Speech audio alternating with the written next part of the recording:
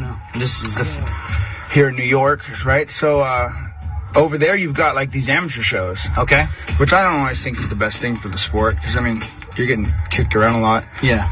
And I mean, it's just you're getting knocked out in the amateurs, you're getting knocked out in the pro. It doesn't really make a difference. And then you're really more likely to get a really big mismatch in the amateurs. So you might have someone that's actually going to be some sort of a prospect, and then you're going to go fight this guy, and then you're just trying to, you train every day, and this is kind of your hobby or thing or something, so you go try to do amateur too, but this kid's like a real killer. And let's say like I got a hold of him and I trained him or something, he's gonna beat you to the fucking ground in front of your whole life, and this is just an amateur event, but it really means a lot to a lot of people. So that's just, amateurs and amateur events, it's like I kind of have my opinions about that, but it was real cool. I went to an amateur event and just kind of hung around there, and then I gave a seminar for one of the gyms over there, and a lot of the fighters. This girl actually, she's the amateur champion. She attended the seminar, and we just did a whole bunch of. It's like a really big jiu-jitsu class. Yeah, full of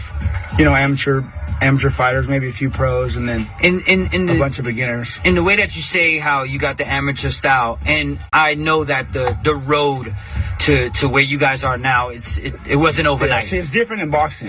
Boxing is a lot different. You're gonna want to have close to 10, 60 to 100 amateur fights. Something you're gonna see a lot of that in boxing, but in mixed martial arts, I did a little bit of amateur boxing, and then I went straight pro, my first pro MMA fight. But now they're wanting some fighters, some camps or some trainers, or so-called what they have now, more commercial gyms.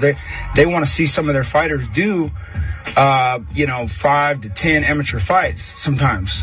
Yeah. And if it was my kids, I don't have kids. I invest in fighting and not having kids and doing all that. So I have a pretty clear perspective at it. But if I did have kids, I don't want my kids doing a whole bunch of amateur fights. Yeah. Because if they're going to be getting their heads kicked in and their faces all punched up, I'm like, you could get paid for it. Can you skip the line in mixed martial arts? Yeah, if let's say you are. Is it also like what I mean is like in the political let's say sense, if you are CM Punk, then you will go and skip the line, right? And then you probably get your ass beat like what happened. As it did. I got fanboy out though right now. Me and Nate know each other a little bit. This is Everlast speaking. I've been watching you since the beginning, man. Toughest fight ever. Who was your toughest fight ever?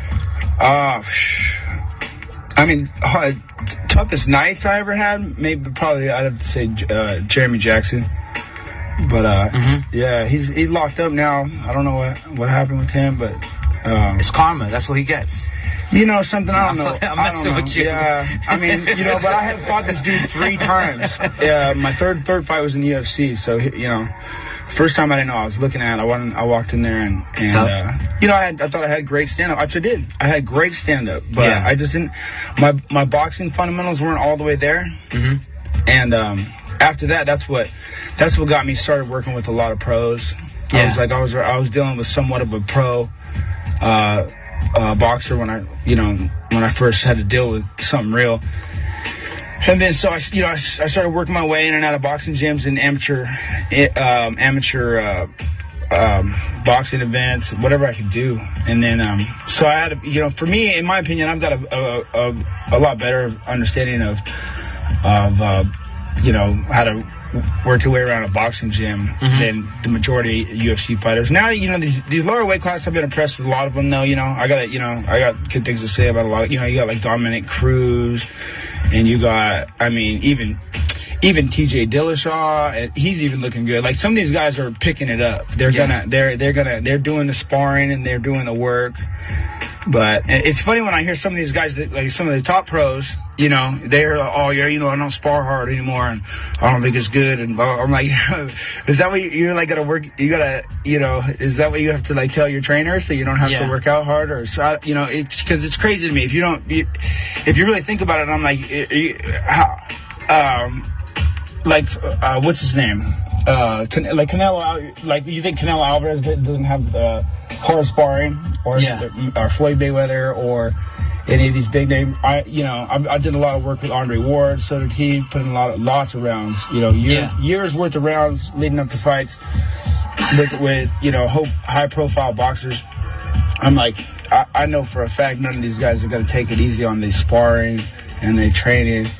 And so, you know, it's really easy for me to, from my perspective, to go like, okay, you people, you basically, you don't know your way around a boxing gym. You don't know what you're looking at. You wouldn't last 3 days in the gym with someone like myself. But that's just as far as boxing goes.